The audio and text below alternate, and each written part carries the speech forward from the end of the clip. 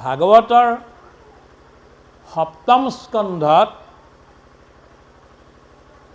ভগৱানে নৰসিংহই প্ৰহ্লাদক সুধিলে, হে প্ৰহ্লাদ,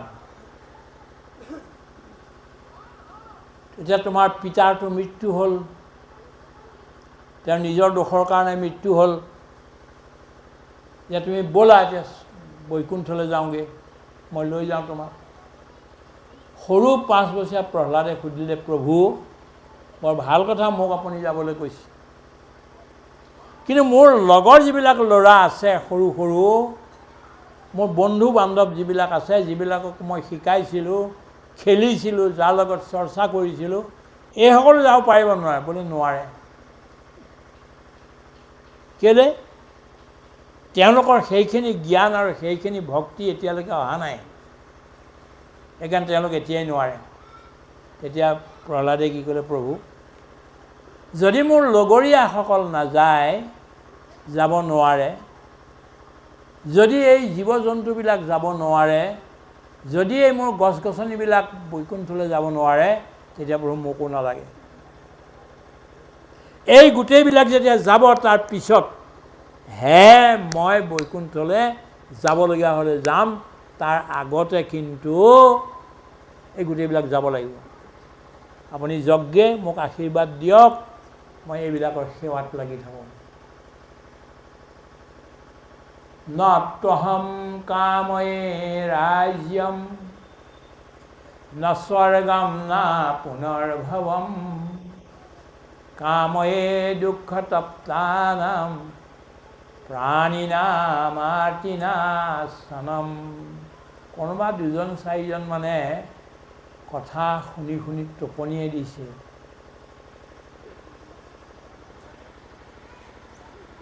মই মনত ৰাখিছোঁ, আৰু যদি বেছি টোপনি এতিয়া অকণমান সময় থিয় কৰি ৰাখিম মানুহৰ মাজতে।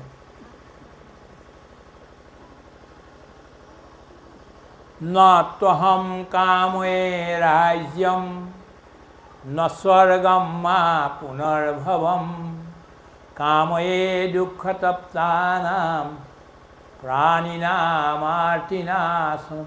ৰন্তিদেৱক ভাগৱতৰ 9ম স্কন্ধত চাব আপুনি, ৰন্তিদেৱৰ কাহিনী পাব আপুনি। ৰন্তিদেৱক ক'লে, তুমিতো ভক্তি কৰিলা বৰ বঢ়িয়া, ব'লা তালৈ যাওঁ। এতিয়া ৰন্তিদেৱে কি ক'লে, নত্বহম কাময়ে ৰাজ্যম, মোক ৰাজ্য নালাগে, ন স্বৰ্গম না পুনৰ্ভৱম, স্বৰ্গও নালাগে আৰু বৈকুণ্ঠও নালাগে, কাময়ে দুঃখ তপ্তানাম প্ৰাণিনামাৰ্তিনাশনম। মোক কি লাগে গম পায়নে প্ৰভু? মোক এইটোহে শক্তি দিয়ক, দুখী যিবিলাক জীৱ আছে ইয়াত পৰি আছে সংসাৰৰ তাপত, এইবিলাকৰ আৰ্তি নাশ মই কেনেকৈ, দুখ কেনেকৈ নাশ কৰিব পাৰোঁ, দূৰ কৰিব পাৰোঁ, এইটোহে মোক দিয়ক। এতিয়া হে প্ৰভুসকলে, আইসকল, মহাপুৰুষ মাধৱদেৱে কিতাপখন লিখাৰ সময়তে কৈছিল যে এই কিতাপখন খোলাৰ লগে লগে, পঢ়াৰ লগে লগে তোমালোকৰ মুক্তি হৈ যাব। কিন্তু ইমান শক্তি নামঘোষাখনত আছে, কিন্তু সাৱধান, খবৰদাৰ, মুক্তি পালেও যাতে তোমালোকে মুক্তিত নিস্পৃহ হৈ যোৱা। আমি সেইসকল ভক্তকহে নমস্কাৰ কৰোঁ যিসকলে মুক্তিটোও স্পৃহা নকৰে। মুক্তি আটাইতকৈ মিঠা বস্তু, আটাইতকৈ ডাঙৰ শ্ৰেষ্ঠ বস্তু, সেইটোতে যদি মহাপুৰুষে স্পৃহা নকৰিবলৈ কৈছে, তেন্তে সাংসাৰিক সাধাৰণ বস্তুবিলাকত তুমি স্পৃহা কৰাটো বৰ ভুলেই। যিবিলাক বস্তু আমাৰ পৰা গুচি গুচি যাব। ইমান ধুনীয়া ধুনীয়া ছোৱালীকেইজনীমান আছিল চিনেমাত, আমি যে কলেজত পঢ়িছিলোঁ তেতিয়া তেওঁলোকৰ চিনেমা চাইছিলোঁ। আশা পাৰেখ, বৈজয়ন্তী মালা আদি কৰি স্বৰ্গৰ যেন দেৱীহে নামি আহিছে। মানুহবিলাকো ঠিক তেনেকুৱাই আছিল। যে কি হ'ল এতিয়া দেখিলেই ভয় লগা হৈ গ'ল। বুঢ়ী হ'ল, একদম এনেকুৱা অৱস্থা। আৰু তাৰপিছত কি হ'ল, কিছুমান মৰিয়ে থাকিল।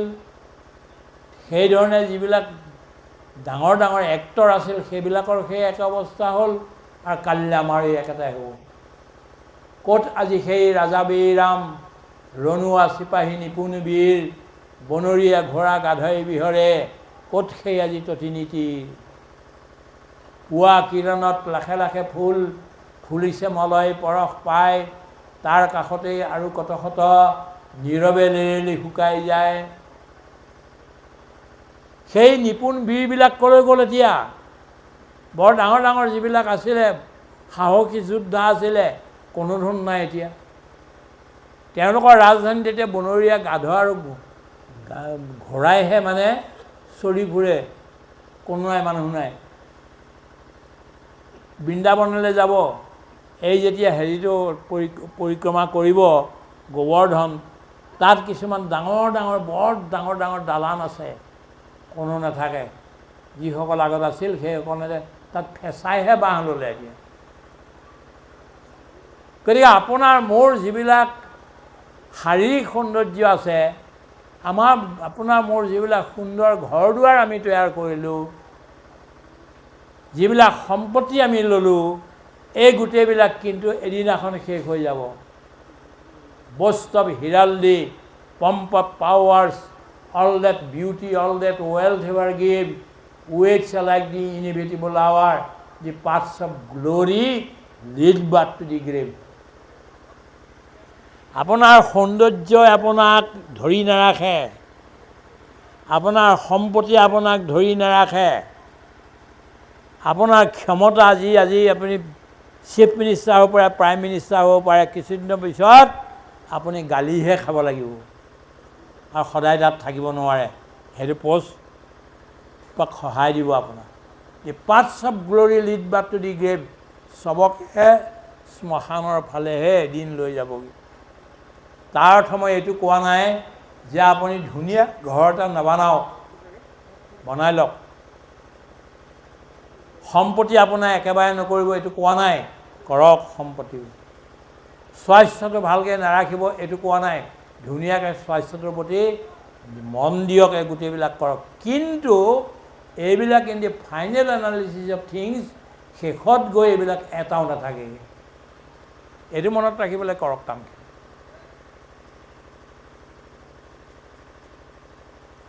এই কথাটো মনত ৰাখি আপুনি কৰক।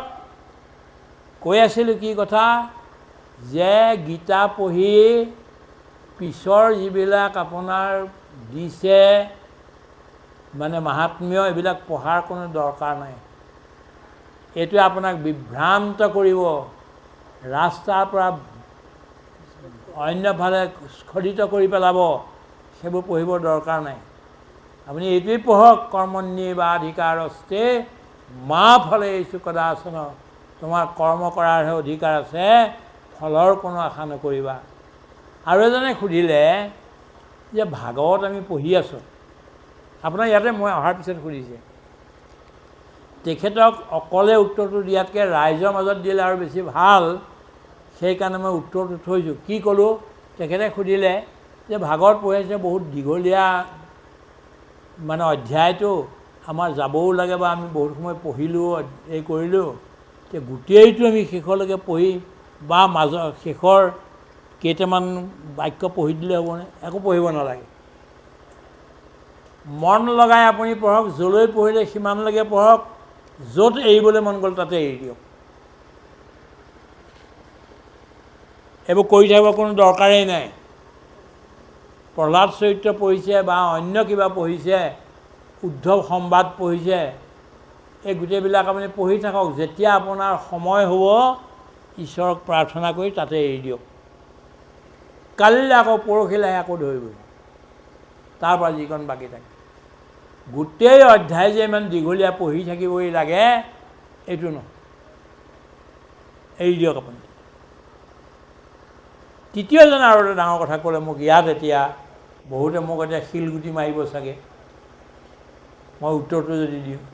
কৈছে কিছুমান মানুহে বলি বিধান দিয়ে, সেই বলি বিধান দিয়া জেগাত আমি ভাগৱত পঢ়িব পাৰিম নে নাপাৰিম? আপুনি পাৰিবই নহয়, খুব পঢ়ক তাত গৈ। কিন্তু ব্যভিচাৰে হয়, একো নহয়। ভাগৱতে এটা এনেকুৱা মাহাত্ম্য আছে ভাগৱতৰ, কিছুদিনৰ পিছত সেই বলি দিয়া মানুহবিলাককো ঘূৰাই লৈ আনিব। এইজন মানুহ বেয়া, সেইজন মানুহ বেয়া, সেইজন মানুহ বেয়া বুলি আমি মানুহবোৰ এৰি থৈ যাওঁ, তেতিয়াহ'লে আপোনাৰ সমাজ নাথাকিবই।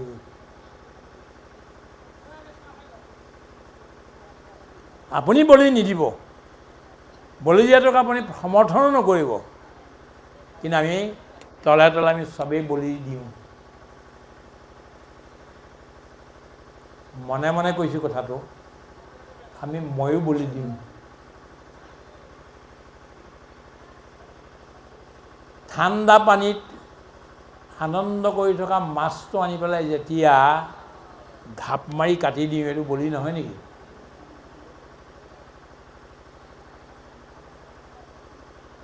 ছাগলীটোৱে আনন্দ মনেৰে চলি আছে, গাঁৱত ঘাঁহ চাহ খাই আছে, সেই ছাগলীটোক যদি আমি আনি কাটি পেলাই বিয়াৰ ভোজত লগাওঁ, বলি নিদিয়াকৈ কৰিলে নেকি আপুনি? জীয়াই জীয়াই সেইটোক তাত ৰাখি কেৰাহীখনত জীয়াই জীয়াই নি পেলাই আপুনি দিলেগৈ নেকি? This way or that way, we all are very responsible, answerable to God Almighty. ভগৱানৰ ওচৰত আমি এৰি দিবগৈ লাগিব। কিয় এইটো কৰিলা?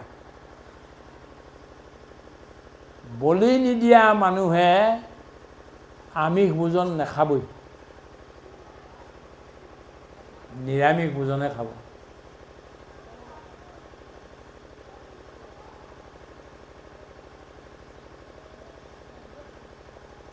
আৰু নিৰামিষ ভোজন আহি আছে। এতিয়া আমেৰিকাত মই গ'লোঁ, তাত দেখিলোঁ ইমান নিৰামিষ ভোজনবিলাক হৈছে আজিকালি হোটেলবিলাক। এক ফাৰ্লঙতে দুখন তিনিখনকৈ নিৰামিষ ভোজনৰ, আৰু তালৈ নিৰামিষ খাবৰ কাৰণে মানুহ গোটেই পৃথিৱীৰে মানুহ আহে। সৰ্বশ্ৰেষ্ঠ ভোজন ভালকৈ ৰান্ধিব জানিলে নিৰামিষ ভোজনটো এই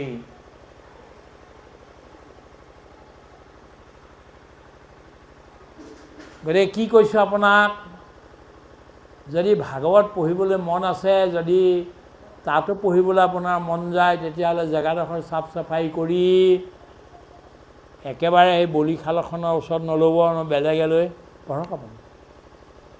এইটো বিশ্বাস ৰাখক যে এদিন এই বলি দিয়া মানুহবিলাক ঘূৰি আহিবই আহিব।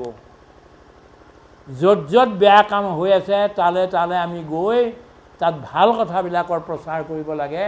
আৰু যিবিলাক মানুহে বেয়া কাম কৰিছে সেই মানুহবিলাকক গালি পাৰিব নালাগে। তহঁতি বৰ ভুল কৰিছে বুলি তেওঁলোকক অপমান কৰিব নালাগে। ন বুদ্ধিভেদ জনয়েত অজ্ঞানম কৰ্মসংগিনাম যোষয়েত সৰ্বকৰ্মাণি বিদ্বানযুক্ত সমাচৰণ। ন বুদ্ধিভেদ জনয়েত অজ্ঞানম কৰ্মসংগিনাম যোষয়েত সৰ্বকৰ্মাণি বিদ্বানযুক্ত সমাচৰে। কি কৈছে আপোনাৰ? মানুহক বুদ্ধিভেদ নকৰাব। কিবা এটা যে কাম কৰি আছে সেইটোক গালি পাৰি আপুনি গীতাৰ ৩য় অধ্যায়ৰ ২৬ নম্বৰ শ্লোক, গীতাৰ ৩য় অধ্যায়ৰ ২৬ নম্বৰ শ্লোক, ন বুদ্ধিভেদম জনয়েত অজ্ঞানম কৰ্মসংগিনাম যোষয়েত সৰ্বকৰ্মাণি বিদ্বানযুক্ত সমাচৰণ। কোনোবাই ভুল কাম কৰিছে, ভুলভাৱে ভগৱানৰ পূজা কৰিছে, দেৱ দেৱীৰ পূজা কৰিছে, তাক গালি দি অপমান নকৰিব। মানুহৰ মাজতে মৰম কৰক, লাহে লাহে তেওঁক অলপ অলপকৈ বুজাবলৈ যত্ন কৰক। কৰোঁতে কৰোঁতে জবৰদস্তি নকৰাকৈ কৰোঁতে কৰোঁতে এদিন তেওঁ নিজেই এইবিলাক এৰি দিব। কিন্তু যদি আপুনি অপমান কৰে মানুহৰ মাজতে, তেওঁলোকক মই কৰিমেই, তোমালোকে এইটো কৈছা মই ওলোটাটো কৰিম। বুদ্ধিভেদ নকৰিব আপুনি। এইটোৰ ওপৰত গীতাৰ 3য় অধ্যায়ত যি আমি কিতাপ লিখিছোঁ, তাত বঢ়িয়াকৈ ইয়াৰ ব্যাখ্যা কৰা হৈছে। কিন্তু কোনেও আজিলৈকে আমাক এইটো ভুল ব্যাখ্যা কৰিলি বুলি কোৱা নাই।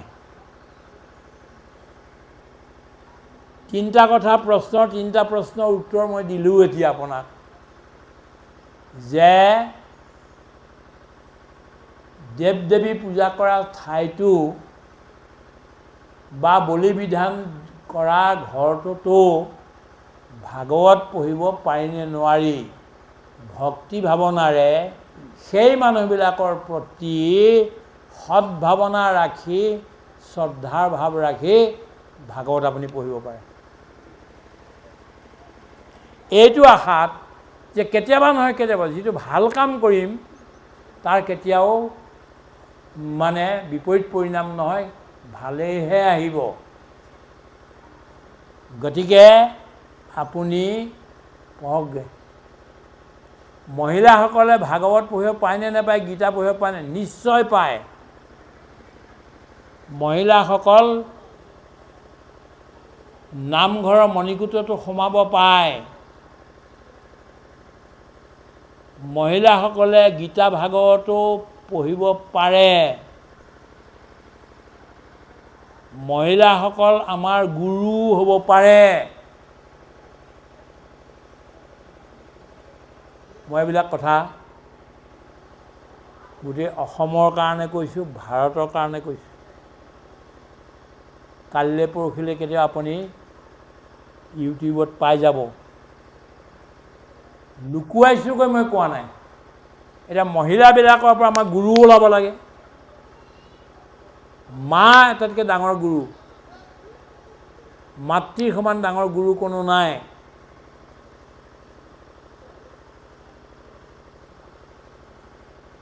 মনু বুলি এজন হৈ গ'ল, মনু ব্ৰহ্মা মনোহৰ মনুৱে সংহিতা লিখিলে, তাত এটা বৰ সাংঘাতিক কথা লিখিছে। কি লিখিছে? 10জন আচাৰ্যতকৈ এজন গুৰু শ্ৰেষ্ঠ।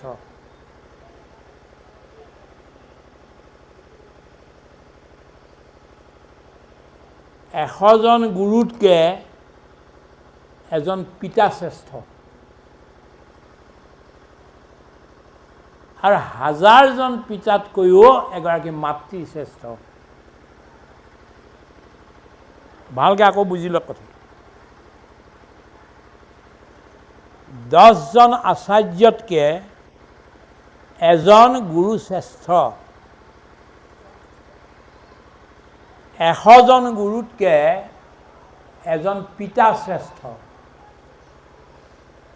কিন্তু 1000 পিতাতকৈও এগৰাকী মাতৃ অতিৰিচ্যতে বেছি ডাঙৰ বুলি কৈছে।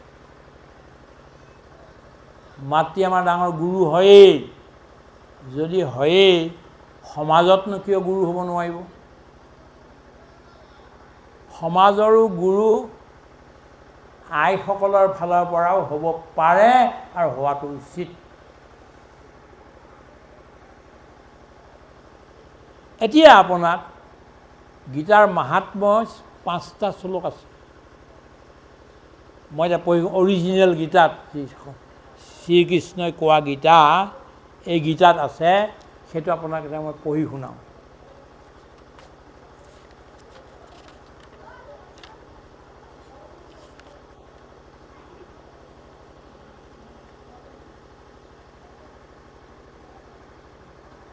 সাতটা শ্লোক।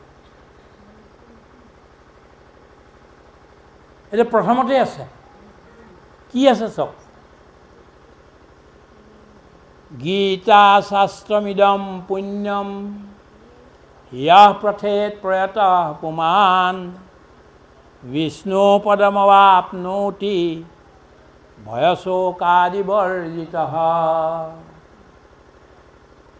এই পুণ্যৰূপী গীতা শাস্ত্ৰখন যি পঢ়ে, যত্ন কৰি পঢ়ে, টোপনিয়াই টোপনিয়াই পঢ়িবলৈ কোৱা নাই, যত্ন কৰি পঢ়ে, তেওঁ ভয় আৰু শোক বৰ্জিত বিষ্ণুপদ প্ৰাপ্ত কৰে।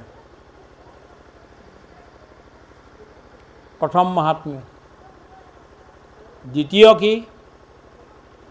গীতাধ্যয়নশীলস্য প্ৰাণায়াম পৰস্য চ নৈব সন্তি পাপানি পূৰ্বজন্মকৃতানি চ। গীতাৰ অধ্যয়ন কৰা লোকসকল আৰু লগতে যি প্ৰাণায়াম কৰে, প্ৰাণায়ামটো লাগিব। ৰাতিপুৱা গধূলি আপোনালোকে অলপমান সময় উলিয়াই হাৱাটো ভিতৰলৈ নিব, ভিতৰৰ পৰা ৰাখিব, তাৰপিছত লাহে লাহে উলিয়াই দিব। এই প্ৰাণায়াম বহুত ডাঙৰ বস্তু, সেইটো আপুনি কৰিব। কুম্ভক পূৰক ৰেচক। কুম্ভক মানে ভিতৰলৈ হাৱাটো সুমুৱাই নিছে, ৰাখিছে। পূৰক মানে ভিতৰ সুমুৱাইছে, ভিতৰ সুমুৱাইছে, কিছু দেৰি ইয়াত ৰাখিছে আৰু তাৰপিছত ৰেচক বাহিৰলৈ উলিয়াই দিছে। এইটোৱে আপোনাৰ স্বাস্থ্য বৃদ্ধি কৰিব, মন ভাল কৰিব, স্বাস্থ্য বৃদ্ধি কৰিব। আজি গোটেই পৃথিৱীত ইয়াৰ খুব প্ৰচাৰ হৈছে, বিশেষকৈ পশ্চিমীয়া দেশবিলাকত, আমেৰিকা আদিত বহুত বেছি। মনটো ভাল কৰিব। গীতাৰ পঞ্চম ভাগৱতৰ পঞ্চম স্কন্ধত এই বিষয়ে লিখিছে। সময় কম কাৰণে এইটো আৰু মই ব্যাখ্যা নকৰোঁ, কিন্তু আপুনি গীতাও পঢ়ক, ভাগৱতো পঢ়ক, লগে লগে পুৰুষ হওক বা মহিলা হওক আপোনালোকে প্ৰাণায়ামো কৰিব। শৌচ পেচাব কৰি চাফ চাফাই হৈ আহি খালী পেটতে কৰিব।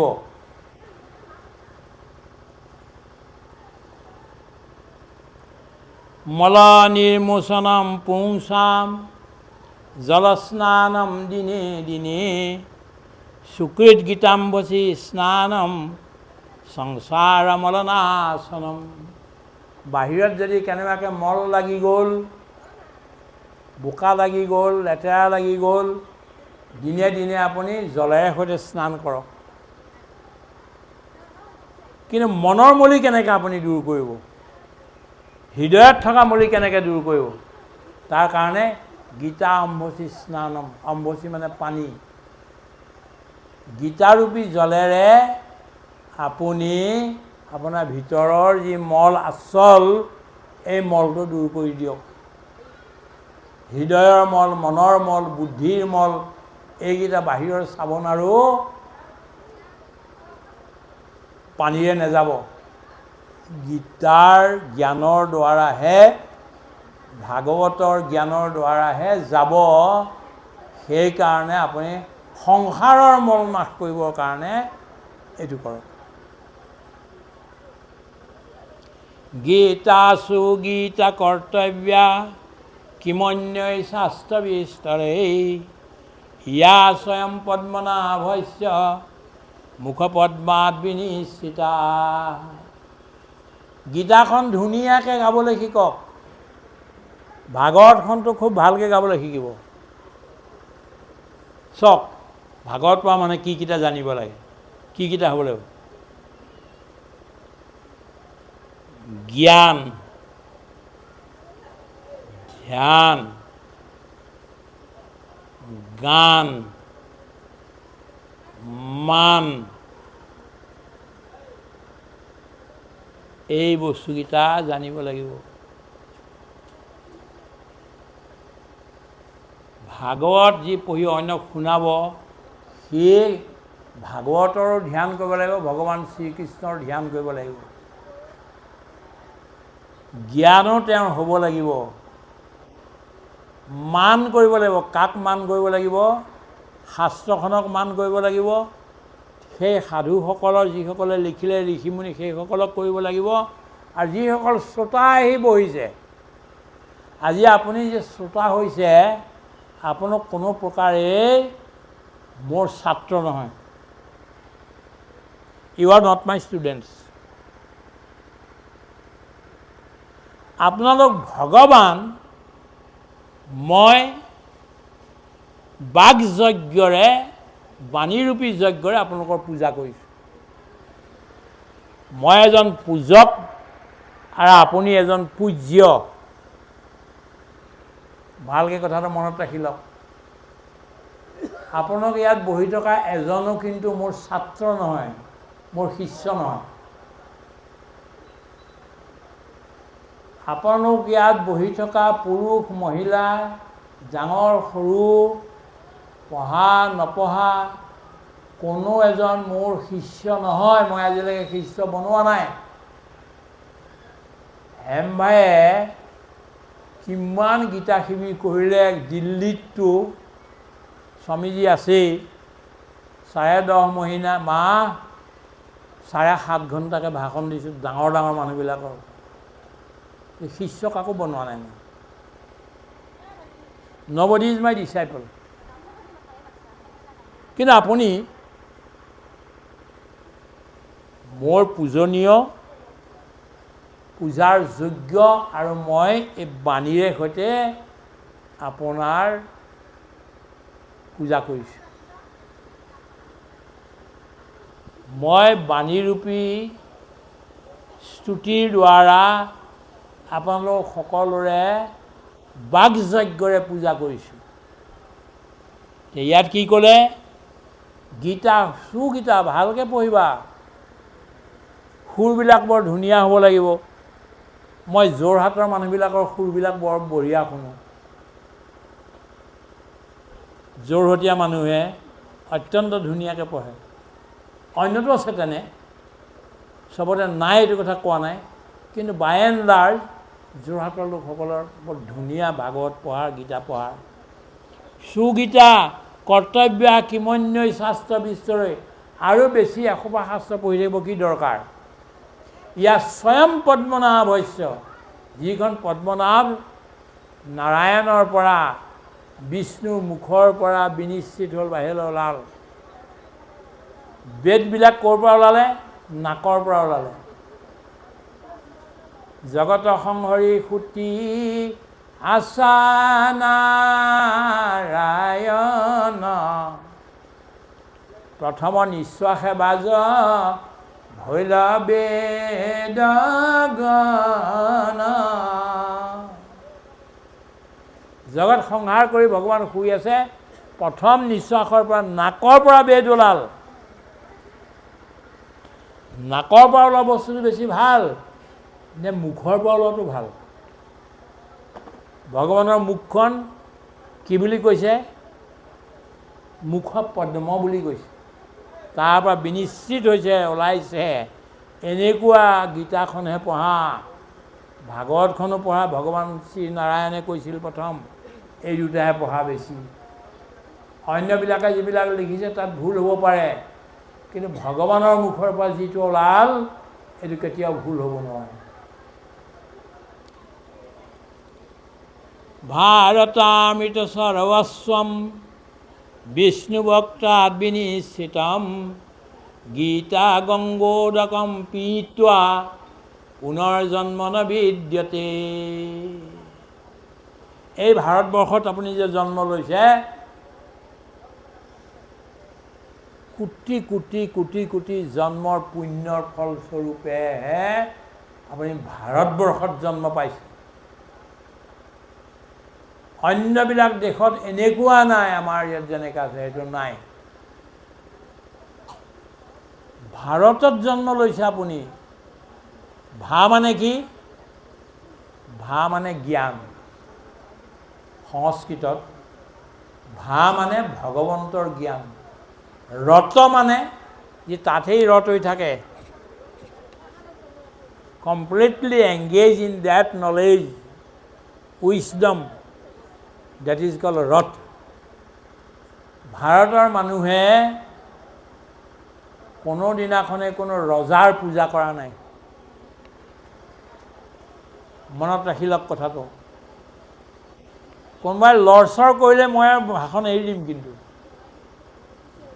হে ৰ'দ দিছে, এইফালে আহক অলপ, এইখন ইয়াত লৈ আহক। ঠিক আছে। ভাৰতবৰ্ষৰ মানুহে কোনো ৰজা ৰাজেশ্বৰৰ কোনো দিনাখন পূজা কৰা নাই। ভাৰতবৰ্ষৰ মানুহে টকা পইচা সম্পত্তি থকা মানুহৰ পূজা কৰা নাই। ভাৰতবৰ্ষৰ মানুহ দুখীয়া এঘৰ মানুহ হ'ব পাৰে, ওপৰেদি ছোৱালীয়েদি পানী তললৈ বৈ আছে, কিন্তু তাৰে হেৰিয়াতে এখন হনুমানৰ ফটো ওলমাই থৈছে। কোনোবা এজন সাধু সন্ত শ্ৰীমন্ত শংকৰদেৱ, এটাইতকৈতো দুখীয়া মানুহ শ্ৰীমন্ত শংকৰদেৱহে। তেওঁ মাটি নাই, বাৰী নাই, বেংক বেলেঞ্চ নাই, সোণ নাই, সম্পত্তি নাই, বিনা অংগ ভূষণ পেশী কুশোভন। শংকৰদেৱে ক'তো সোণৰ এডাল মণি বা আঙুঠি এটা পিন্ধা নাছিল। বিনা অংগ ভূষণ, অংগত কোনো ভূষণ নাই। পেশী কুশোভন, দেখিবলৈ কিন্তু অত্যন্ত সুন্দৰ। গহীন গম্ভীৰ ধীৰমতী, গহীন গম্ভীৰ ধীৰমতী সুন্দৰ মানুহ।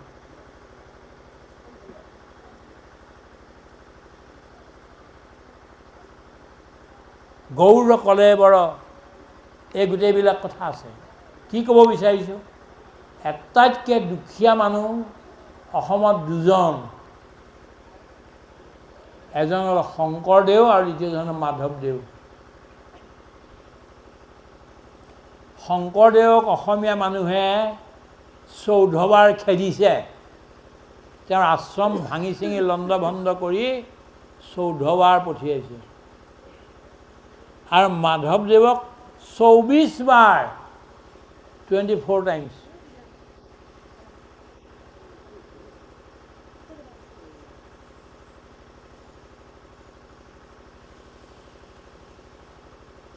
কি কৈ আছোঁ আপোনাক? শ্ৰীমন্ত শংকৰদেৱক 14 বাৰ, মাধৱদেৱক 24 বাৰ অসমীয়া মানুহে ঘৰ দুৱাৰ ভাঙি, আশ্ৰম ভাঙি খেদি দিছে। শেষত থাকিব নোৱাৰি ইয়াৰ পৰা নাৱত উঠি ব্ৰহ্মপুত্ৰৰ মাজে মাজে পলাই পেলাই একদম কোচবিহাৰ পাইছেগৈ। অসমৰ কোনডোখৰ মাটি এতিয়া শংকৰদেৱৰ নামত আছে কওকচোন? শংকৰদেৱৰ নামত কোনডোখৰ মাটি আছে, কোনটো ভেটি আছে? ৰাইজে পিছত বনোৱা কথাটো বেলেগ। ডাইৰেক্ট শংকৰদেৱৰ কোনটো আছে? এটাইতকৈ দুখীয়া মানুহ দুজন হ'ল ভিখাৰীৰো ভিখাৰী শ্ৰীমন্ত শংকৰদেৱ আৰু মহাপুৰুষ মাধৱদেৱ। সেইকাৰণে তেওঁলোক আহি আমাৰ হৃদয়ত বহি আমাৰ হৃদয় সিংহাসনৰ ৰজা হ'লি। আমি কোনো ৰজাক, যেই নহওক লাগিলে, কোনো ৰজাক আমি সিংহাসনত বহোৱা নাই। শ্ৰীমন্ত শংকৰদেৱক বহুৱাইছোঁ, মাধৱদেৱক বহুৱাইছোঁ। মাধৱদেৱৰ মোৰ কোনো বংশৰ নহয়। মোতকৈ 500 বছৰ আগত জন্ম হৈ গ'ল। তথাপিতো মোৰ সৌভাগ্য 12 বছৰ মই বাহিৰলৈ নোলোৱাকৈ 12 বছৰ লাগি এই নামঘোষাৰ 6টা খণ্ডৰ 3151 পৃষ্ঠা লিখি দিলোঁ। কোনো দৰমহা নাই। মাধৱদেৱাই দৰমহা দিয়াহি নাই, শংকৰদেৱেও দৰমহা দিয়া নাই। কিন্তু আনন্দ ইমান লাগিছে বাহ মই যে এইটো কাম কৰিবলৈ পালোঁ। এজন সাধাৰণ ব্যক্তি এজনে মহাপুৰুষ মাধৱদেৱৰ বিষয়ে বা ইমান সময় দিবলৈ পালোঁ। 12 ঘণ্টা, 14 ঘণ্টা, 18 ঘণ্টালৈকে বহু দিন, 18 ঘণ্টা লিখিলোঁ। ভাল পায় বেয়া পায় তেওঁলোকে জানে আৰু ৰাইজে জানে, কিন্তু ইমান ভাল লাগিল, মই জীৱনটো সাৰ্থক হ'ল যেন লাগিল। এতিয়া এই গীতাৰূপী গংগাৰ পানী যদি আপুনি খায়, আপোনাৰ আকৌ জন্ম নহয় আৰু।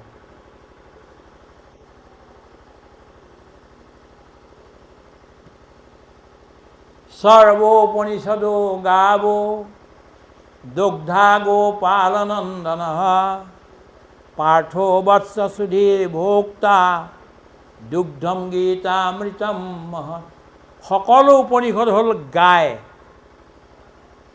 বৰ ডাঙৰ বস্তু। আপুনি উপনিষদৰ নিচিনা জ্ঞান, উপনিষদৰ নিচিনা উচ্চ বিচাৰ পৃথিৱীৰ ক'তোৱেই নাই বুলি পৃথিৱীৰ মানুহে আজি কৈছে। তাই 3খন উপনিষদ আমি ৰাইজৰ কাৰণে লিখি পেলাই দিলোঁ, আৰু লিখিবলৈ ভাবিছিলোঁ।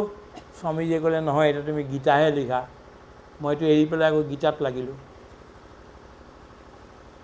এই উপনিষদসমূহৰ পৰাই গীতা আহিল, আৰু গীতাৰ পৰা আমি 1 খণ্ড পাইছোঁ। এতিয়া উপনিষদসমূহ হ'ল গাই, দুগ্ধা গোপালনন্দন, আৰু গাখীৰ খীৰাওঁতা হ'ল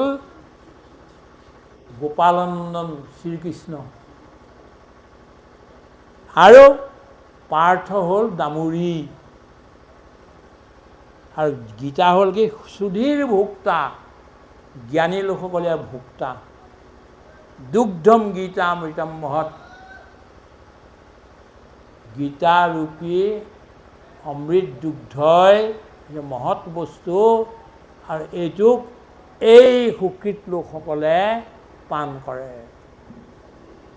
এতিয়া আৰু সাংঘাতিক কথা কেইটামান এটা কৈ দিলে, এইটো মনত ৰাখিলে হ'ল। একম শাস্ত্ৰম দেৱকী পুত্ৰ গীতম, একম দেৱ দেৱকী পুত্ৰ এব, এক মন্ত্ৰস তস্য নামানি য়ানি, কৰ্মাপ্যেকম তস্য দেৱস্য সেৱা। জগতত এখনহে শাস্ত্ৰ, বহুত চিঞৰ বাখৰ কৰি বহুত বিচাৰি দৌৰি ফুৰিব দৰকাৰ নাই। There is only one scripture, book of wisdom, that is Gita. একম শাস্ত্ৰম দেৱকী পুত্ৰ গীতম, দেৱকী পুত্ৰ যিখিনি গায়ন কৰি শুনাইছিল, এইখনেহে শাস্ত্ৰ। একো দেৱ দেৱকী পুত্ৰ এব, সংসাৰ দেৱতা এজনহে, দেৱকীৰ পুত্ৰ শ্ৰীকৃষ্ণ।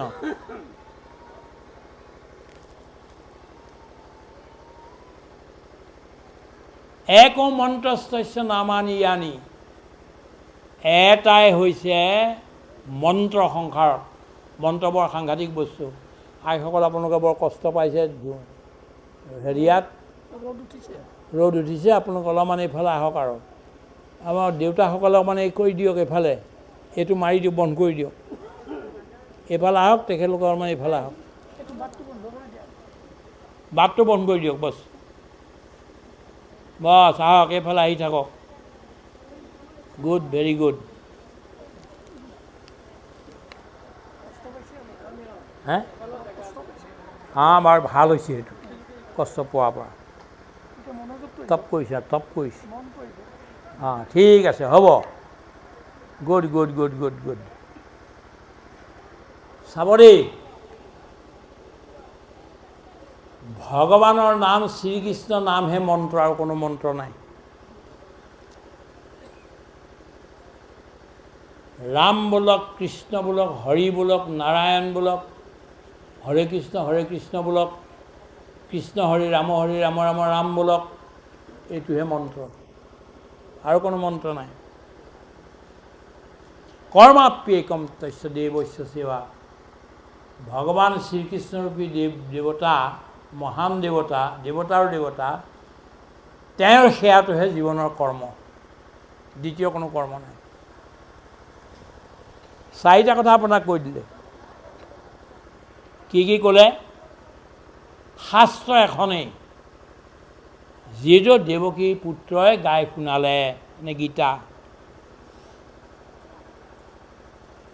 দেৱতা এজনেই, যি দেৱকীৰ পুত্ৰ শ্ৰীকৃষ্ণ। মন্ত্ৰ এটাই, শ্ৰীকৃষ্ণৰ নাম, এইটোৱে মন্ত্ৰ, আৰু কোনো মন্ত্ৰ নাই। কৰ্ম সংসাৰত এটাই, সেইটো কি? তেওঁৰ সেৱা, শ্ৰীকৃষ্ণৰ সেৱা। শ্ৰীকৃষ্ণৰ সেৱা মানে কি? মূৰ্তি এটা আপুনি সন্মুখত ৰাখি তাকে দীঘল দি পৰি থকাটো বুজোৱা নাই, বুজোৱা নাই।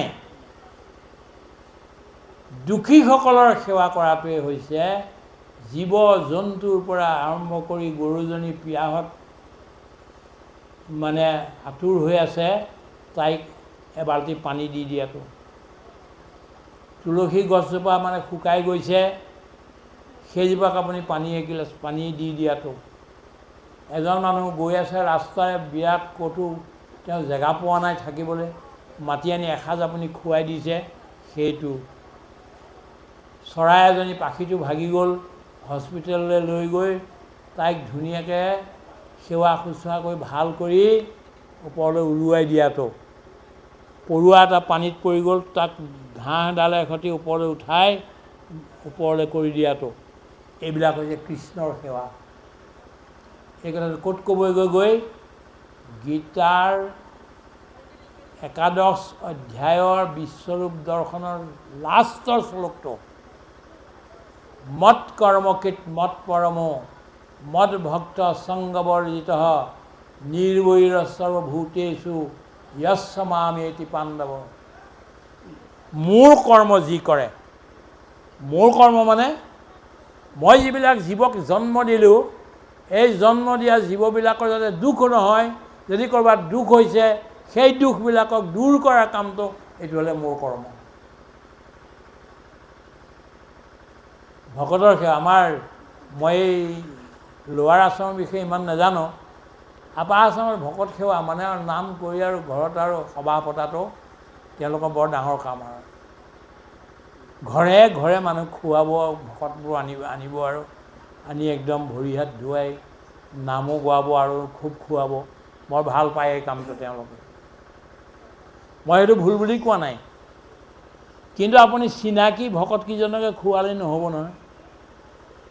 অচিনাকি দুখী যিসকল লোক আছে, সেই লোকসকলৰ সেৱা কৰাটোহে আচল কথা।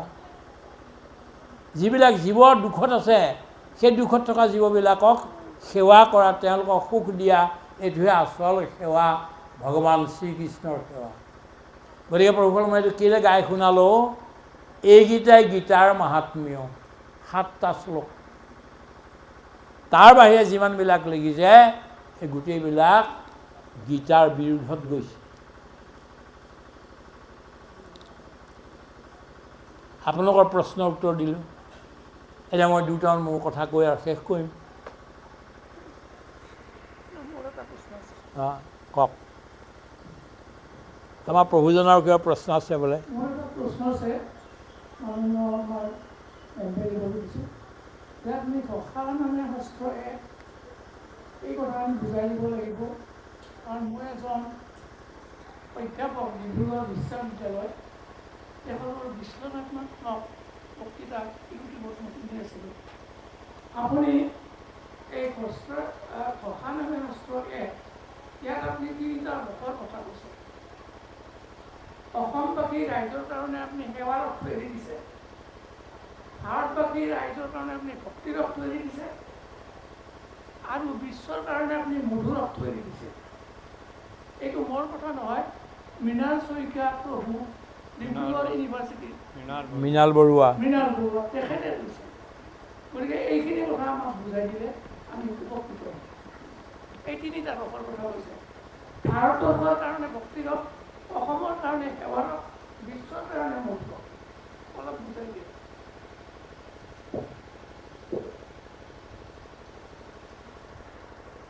প্ৰয়োজন আপুনি দুটা প্ৰশ্ন একেলগে জাপি দিলে।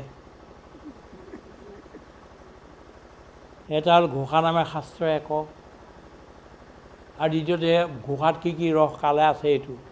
দুটা দিলে, তাৰে এটাহে কওঁ আজি, কাৰণ মোৰ অলপমান এইটো অকণমান যাব লাগে, আৰু আইসকলকো দেউতাসকলকো এৰিব লাগিব ভোজনৰ কাৰণে। আমিও সোনকালে যাবগৈ লাগে।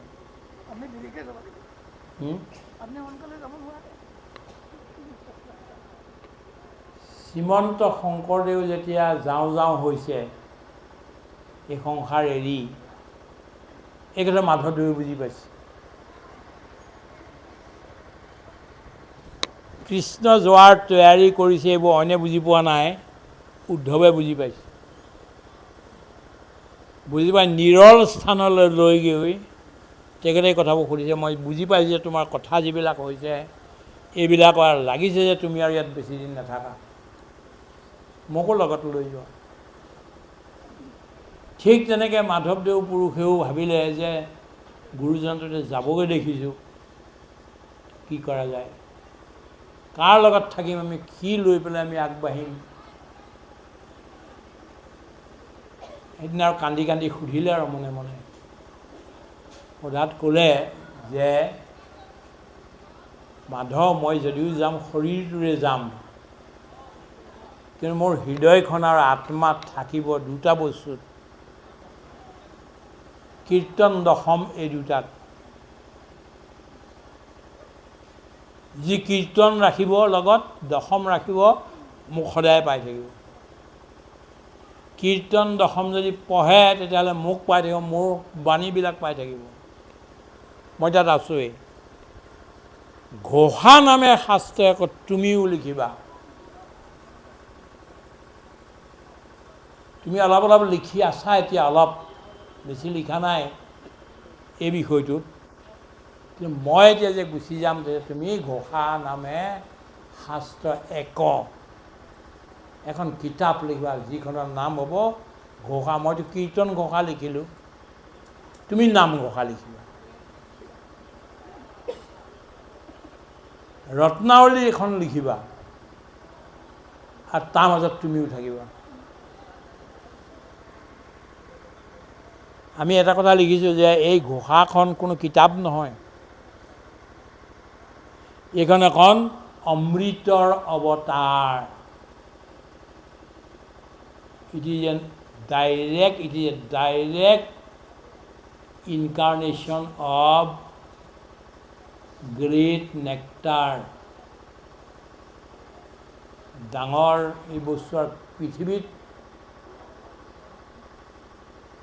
থকা চব বস্তু বিষয়ে চাবলৈ গ'লে আপুনি লিখিব পাৰিব। মই ৩,৫০০ পৃষ্ঠা লিখাৰ পিছতো এতিয়া আকৌ ঘোষাৰ ওপৰতে মই ভাষণ দি আছোঁ। হেম ভাই আৱাৰ স্পিৰিচুৱেল জাৰ্ণি আপুনি পঢ়ি চাব, ৰোজ আপুনি মোৰ ভাষণ পাব। ঘোষাৰ ওপৰতে মই লিখি মানে কৈয়ে শেষ কৰিব পৰা নাই। মই কিয়, আৰু ১০০জনো যদি আহে তেওঁ মানে লিখি বা কৈ শেষ কৰিব নোৱাৰিব, এনেকুৱা সাংঘাতিক সাংঘাতিক কথা আছে। সেইকাৰণে তাৰ নামটো তাৰ পৰাই শ্ৰীমন্ত শংকৰদেৱে দিলে যে ঘোষা নামে শাস্ত্ৰ এক তুমিও লিখিবা। এতিয়া ঘোষা নামে শাস্ত্ৰৰ ওপৰত আমিও লিখিছোঁ। এতিয়া মই কেইটামান গীতাৰ বিষয়ে দুআষাৰ কওঁ। গীতাৰ আৰম্ভটো কিহে কৰিলে? এজন মানুহে কৰিলে। তেওঁ অন্ধ। অন্ধ দুই প্ৰকাৰ আছে, এবিধ অন্ধ চকুৰে নেদেখা, এবিধ অন্ধ আছে বিবেকেৰে নেদেখা।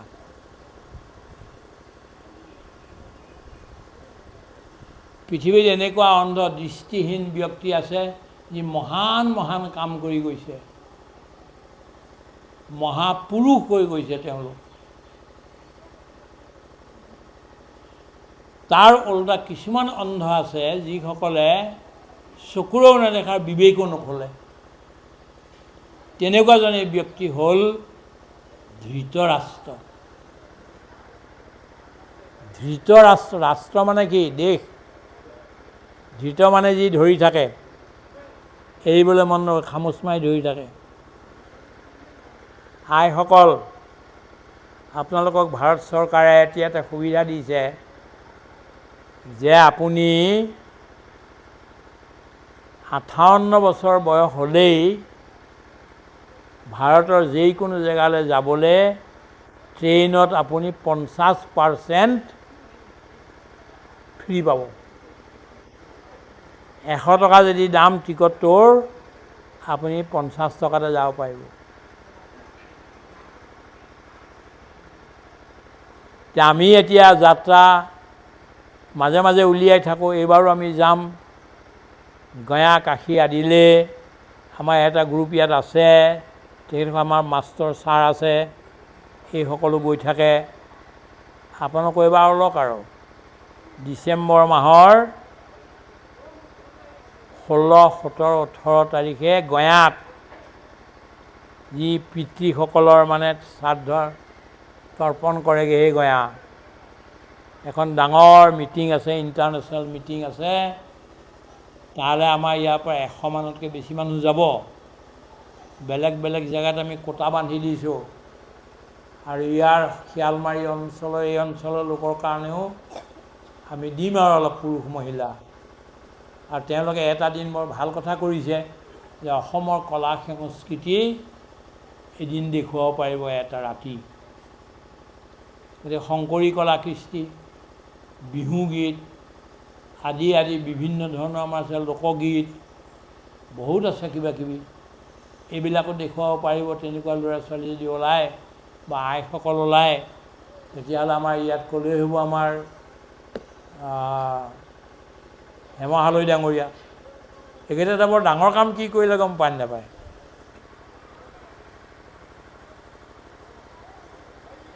আপোনাৰ বদৰিক আশ্ৰমলৈকেতো গ'ল।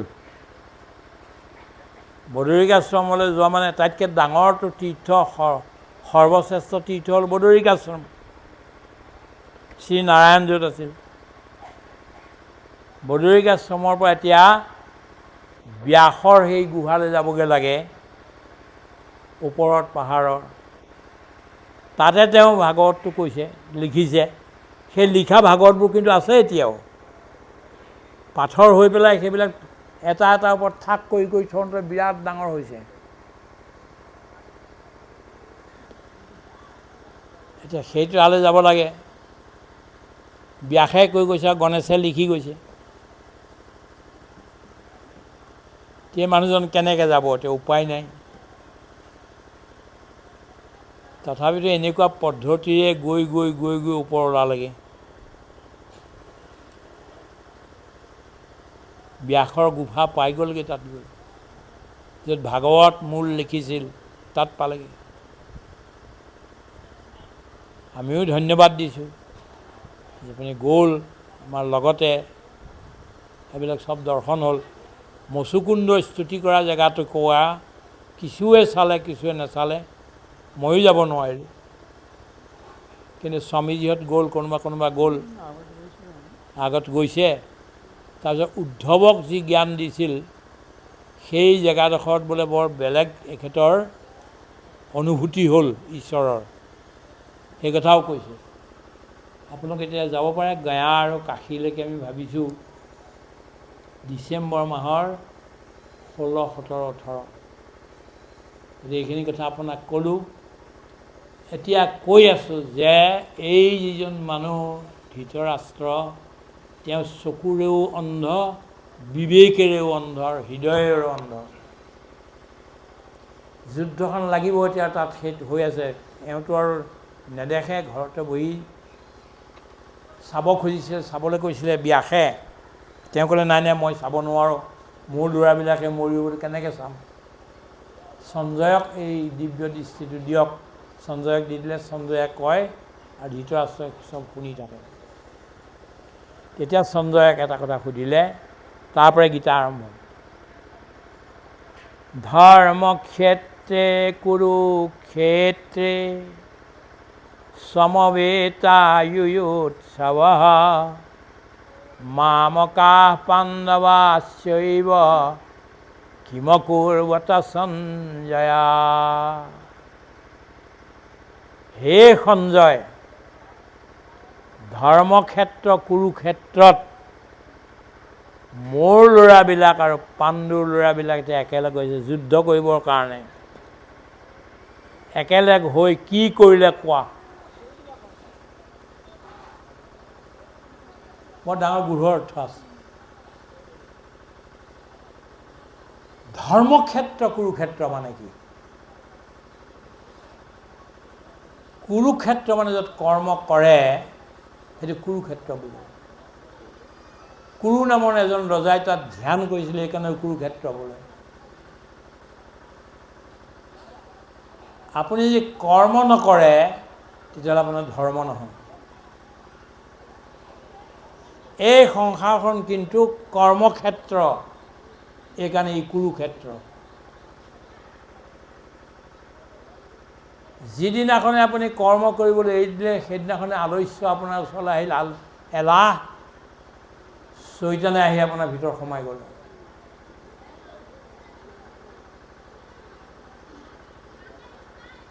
Idol brain is a devils workshop.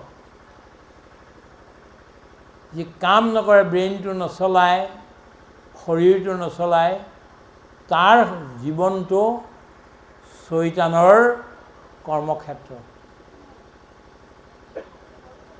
Kurukshetra.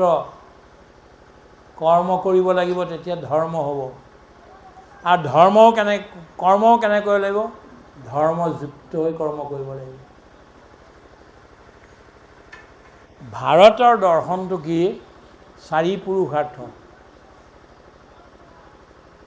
ধৰ্ম, অৰ্থ, কাম, মোক্ষ। ধৰ্মটো অনাদি, মোক্ষটো অনন্ত। অনাদি আৰু অনন্তৰ মাজত দুটা বস্তু সোমোৱাই দিলে, এটাৰ নাম হ'ল অৰ্থ আৰু এটাৰ নাম হ'ল কাম।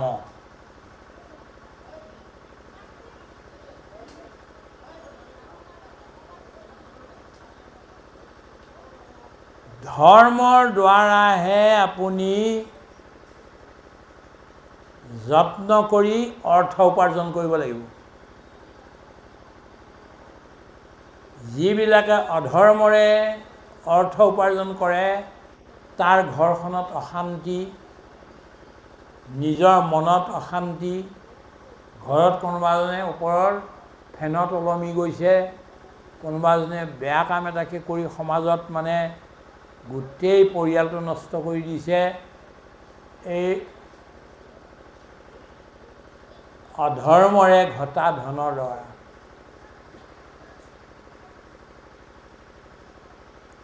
যত্ন আপুনি এইটো কৰক যে আপোনাৰ ল'ৰা আৰু ছোৱালীয়ে এনেকুৱা মানুহৰ ঘৰত গৈ ভোজন নকৰকগৈ, যাৰ ঘৰত অন্যায়ৰ দ্বাৰা সম্পত্তি ঘটা হৈছে, অন্যায়ৰ দ্বাৰা খোৱা বস্তু অনা হৈছে। মহিলাগৰাকীয়ে মানুহজনক সোধক প্ৰতি মাহে যে আপুনি ফ্ৰিজটো কেনেকৈ আনিলে? আপোনাৰ দৰমহাটো ইমানহে, এইটো দৰমহাটো ফ্ৰিজটো আনিব নোৱাৰি। ফ্ৰিজটো আনিলে মানে আপুনি নিশ্চয়েই কিবা এটা দুৰ্নীতি কৰি পেলাই ইয়াৰ পইচাৰ সৈতে আনিলে। ল'ৰাটোৱে যদি কিবা এটা অন্যায় বস্তু লৈ আহে, এইটো কেলৈ আনিলি তই? মোৰ ঘৰত সোমোৱাব নোৱাৰিবি। মদ খাই আহি যদি গধূলি দুৱাৰখন মেলিবলৈ কয়, মানুহজনে ক'ব লাগিব মই দুৱাৰ নখোলোঁ। মদ খাই আহিছোঁ যে তোৰ কাৰণে মোৰ ঘৰৰ ভিতৰত স্থান নাই, মোৰ এইটো ধৰ্মৰ স্থান। মই যিটো পৰিয়াল তৈয়াৰ কৰিছোঁ, 2টা সন্তান জন্ম দিছোঁ, এই দুইটা ধৰ্মৰ দ্বাৰা তৈয়াৰ কৰা হৈছে। ইয়াত কিন্তু তই এইবোৰ ব্যভিচাৰী অভিচাৰী বস্তু সুমুৱাব নোৱাৰিবি।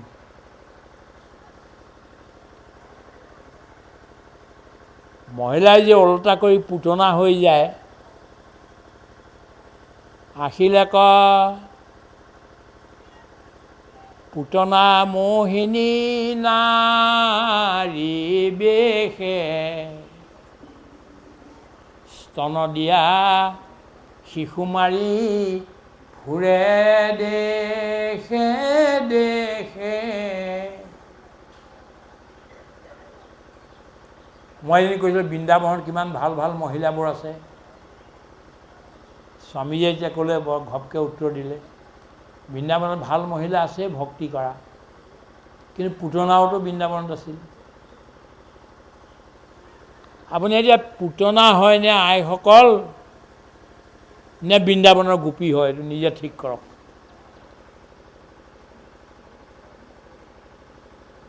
পুতনা কিন্তু আহোঁতে কেনেকৈ আহে গম পায়, অত্যন্ত ধুনীয়া হৈ আহে।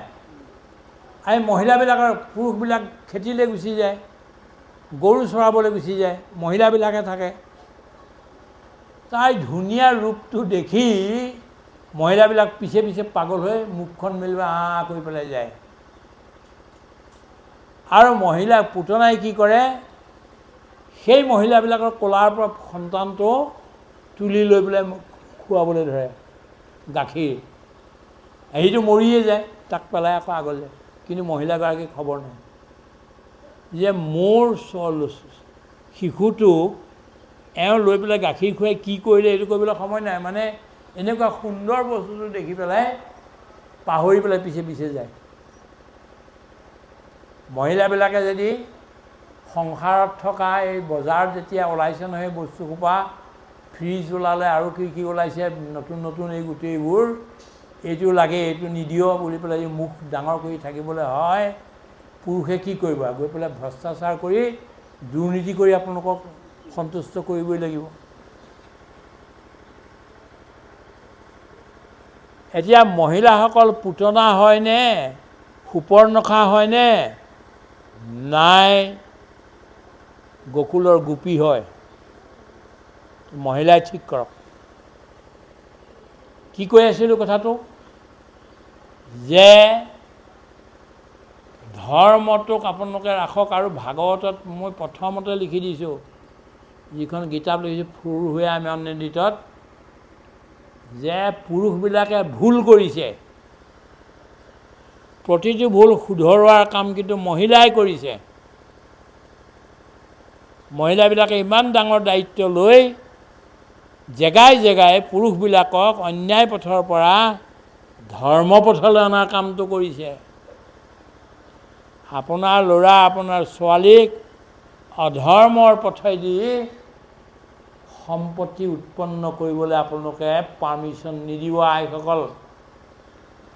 এইটোৱে পিছত গৈ আপোনাক কন্দুৱাবগৈ, বুকু ঢকিয়াবলৈ লগাবগৈ। গৈ যেতিয়া সন্তান এনেকুৱা হৈ যাব, তেতিয়া আপুনি এইটো মুস্কিলত পৰি যাব। ধৰ্মক্ষেত্ৰে কুৰুক্ষেত্ৰে সমবেতা যুঁজোৎসৱ, যুঁজিবলৈ গোটেই সোপা একেলগে গোট খালে হয়।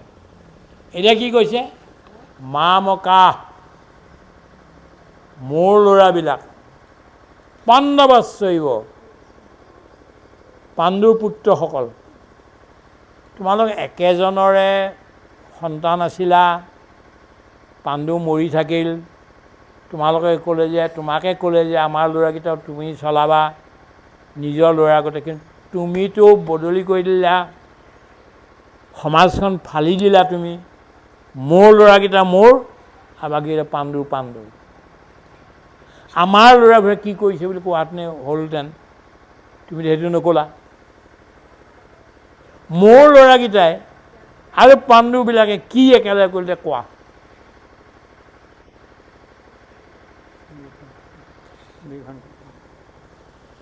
সন্তান আপোনাৰ গৰ্ভদি জন্ম হোৱাটোৱে আপোনাৰ সন্তান নহয়। জগতত যিমানবিলাক আছে গোটেইবোৰ আপোনাৰ সন্তান। এইটো কথা বুজি লোৱাৰ লগে লগে এই যিটো ধৃতৰাষ্ট্ৰ, অন্ধ, আসক্ত, সেইটো গুচি যাব।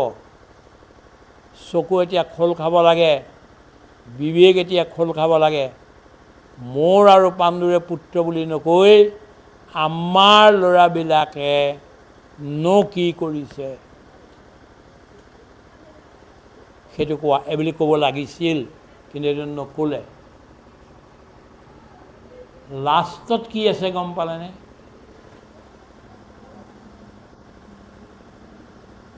কিতাপ এখন আপুনি পঢ়িবলৈ ল'লে আপোনাৰ সময় নাই। ধৰক ডাঙৰ কিতাপ, আজিকালি মানুহৰ বৰ বিজি হৈ থাকে, সেইকাৰণে গোটেই ডাঙৰ ডাঙৰ কিতাপ পঢ়িব নোৱাৰে, সময় নাপায়। একো নোৱাৰিলেও 3টা কাম কৰিব। প্ৰথম কিতাপখন খুলিয়েই প্ৰথম পৃষ্ঠাৰ প্ৰথম লিখনিটো আৰম্ভৰ 2টা শব্দ কি চাই ল'ব, আৰু লাষ্টত গৈ আপুনি শেষৰ কি ক'লেগৈ তাৰ 2টা শব্দ চাই ল'ব।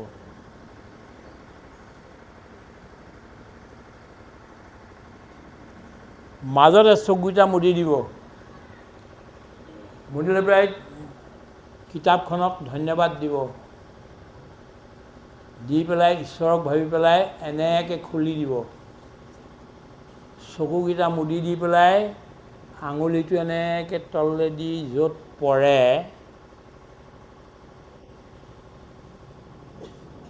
সেইটোৱে কিতাপখন আপোনাৰ কাৰণে সেইখিনি সময়ত সাৰ। যি সময় পায় তেতিয়া এফালৰ পৰা বঢ়িয়াকৈ পঢ়ক, 10 বাৰ পঢ়ক, একো কথা নাই। সময় যদি নাই তেতিয়াহ'লে প্ৰথম আৰু শেষ গীতাখনৰো ধৰ্মটো প্ৰথম শব্দ আৰু মমটো লাষ্টৰ শব্দ।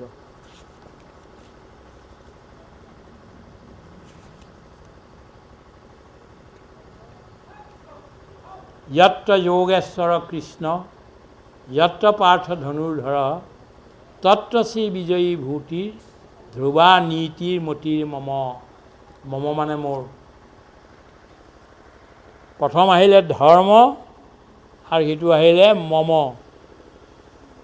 ধৰ্ম মোৰ বস্তু, সংসাৰত মোৰ বুলি আৰু অন্য একো নাই। যিবিলাক মোৰ বুলি যিদিনাখনে ভাবিলে সেইদিনাখনৰ পৰা সেই বস্তুটো আঁতৰিবলৈ আৰম্ভ কৰিলে। আৰু পত্নীক এই মোৰ পত্নী বুলি যিদিনাখনে ক'লে, মনে ভাবিলে, মানুহক ক'লে, সেইদিনাখনৰ পৰা মনে মনে পত্নী আপোনাৰ পৰা আঁতৰিবলৈ আৰম্ভ কৰিলে। আৰু সঁচা হয় নহয় পিছত আপুনি চাই ল'ব যে হেমভাই মিছা ক'লে নে সঁচা কৈছে। উপায় নাপায় লগত থাকে, কিন্তু আচলতে মোৰ যিদিনাখনে বুলিলে আৰু সেইদিনাখনৰ পৰা আঁতৰাটো আৰম্ভ হৈ গ'ল।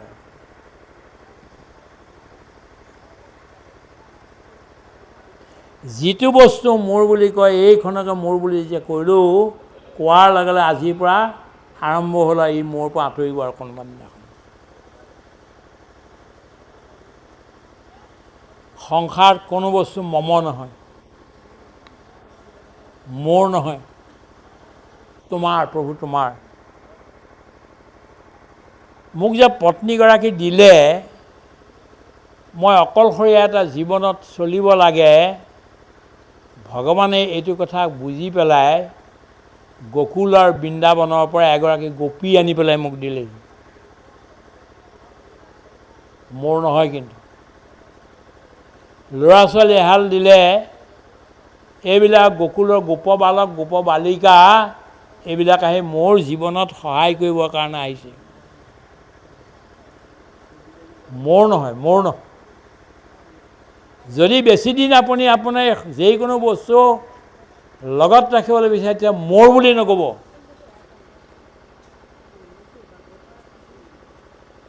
আমাৰ বুলি ক'ব।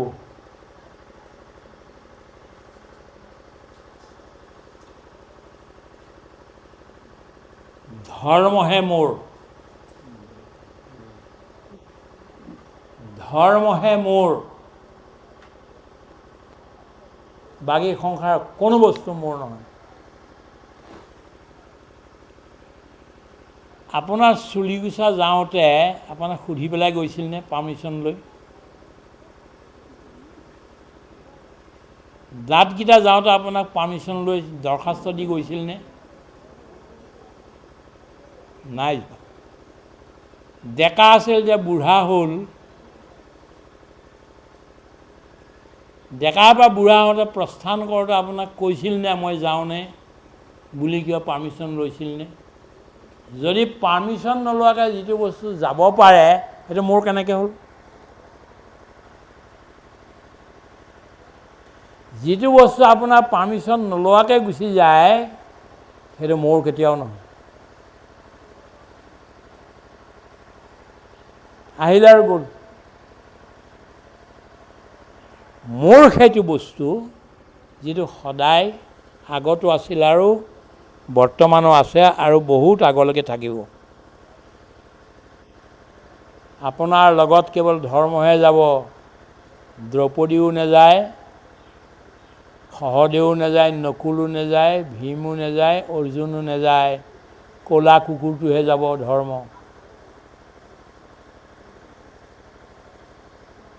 ধৰ্ম মম, মোৰ ধৰ্ম। কি ধৰ্ম? স্বধৰ্ম। মই এতিয়া ইমানতে এৰিব এইকাৰণে খুজিছোঁ যে স্বামীজীয়ে এতিয়া মোকতো আধা ঘণ্টাতকৈ বেছি ক'বলৈকে নিদিয়া, 2 ঘণ্টা হৈ গ'ল।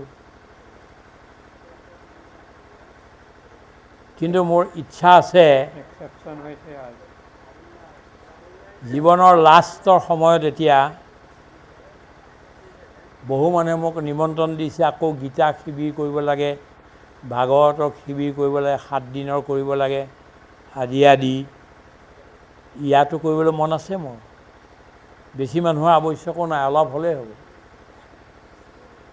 25, 30, 40 জন হ'লেও মই কৈ যাম আৰু কথাখিনি, আৰু ৰেকৰ্ডিং হৈ গৈ থাকিব, ভাল হ'ব আগলৈ।